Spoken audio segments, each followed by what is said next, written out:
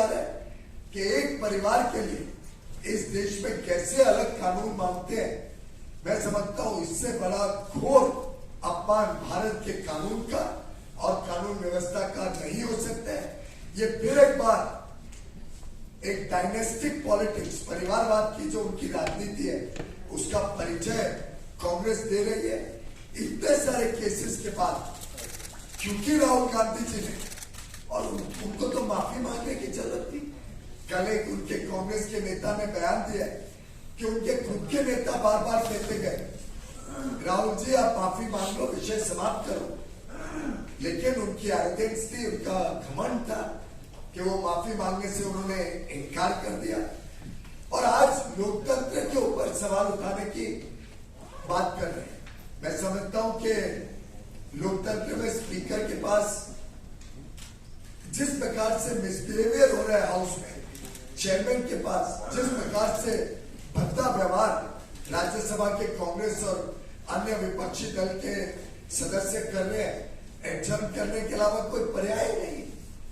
ऐसे में एक तरफ खुद एडजर्न कराते हैं, व्यवहार देखिए। आज कागज फाड़ के पहली बार लोकसभा में इतने वर्षों में कागज फाड़ के उन्होंने आसन पर फेंके।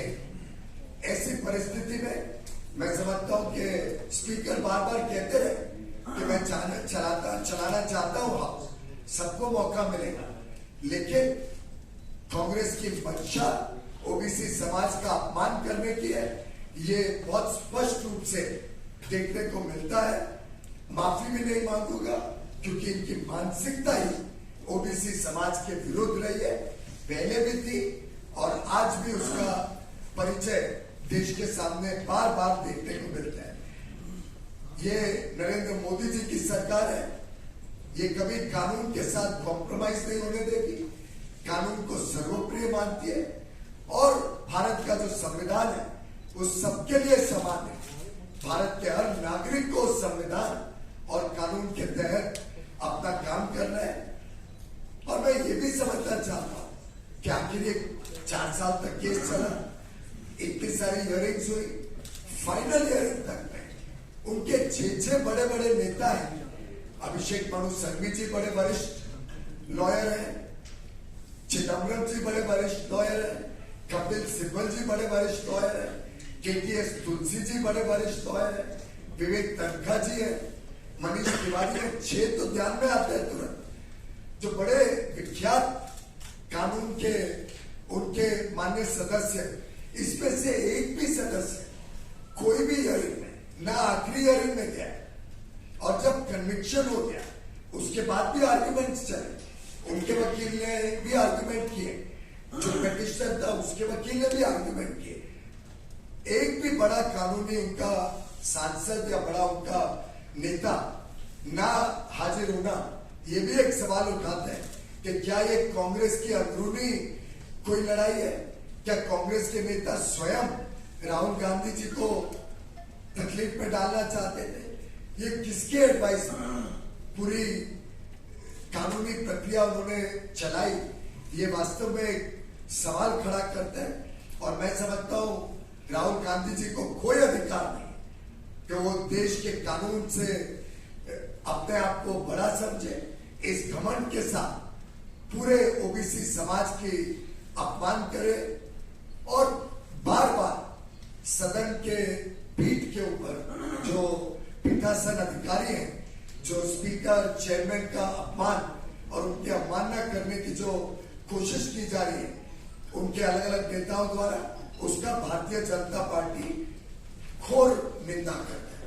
बहुत बहुत धन्यवाद। एक विषय जरूर मैं पूछना चाहूंगा कांग्रेस के माननीय सांसदों को कि ये जो काले कपड़े कहां पहने जाते हैं, किस जगह पर ये काले कपड़े ज्यादा देखने को मिलते हैं?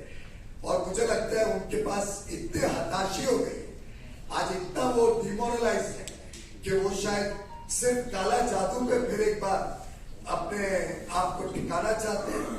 वो शायद बाकी सब पर्याय उनके फेल हो चुके हैं। ऐसी परिस्थिति में उनके पास सिर्फ काला जादू ही एक रह गया है, लेकिन ये नहीं समझते कि जनता का विश्वास वो पूरी तरीके से खो चुके हैं और आप कुछ भी कर लें, आप जनता उनके ऊपर विश्वास नहीं करेगी। धन्यवाद।